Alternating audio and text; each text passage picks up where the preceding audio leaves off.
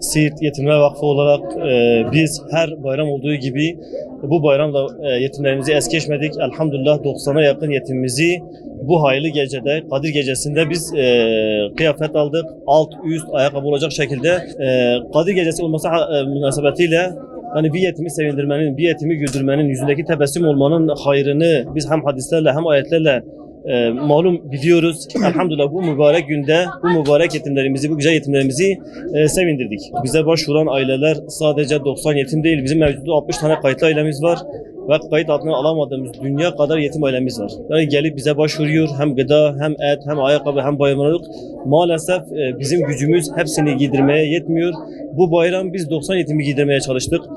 Hayırseverlerimiz bunun farkında olsun.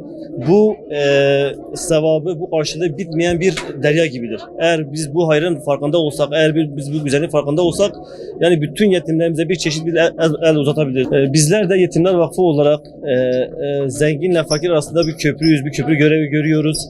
Elhamdülillah, yani bu noktada bize hayırda bulunan bizim bu bağışlarımız bizi biliyor, bize güveniyor.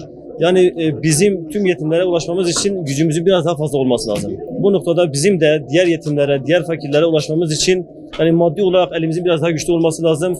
Tüm hayırseverlerden beklentimiz, ricamız bu noktada biz bu yetimleri görmezden gelmeyelim, ıskalamayalım, biz bunları sevindirelim. Yetimler Vakfı'nın gönüllüsüyüm. Bugün bu yetim çocuklarını giydirmeye geldik. Çünkü yetim gülerse dünya güler.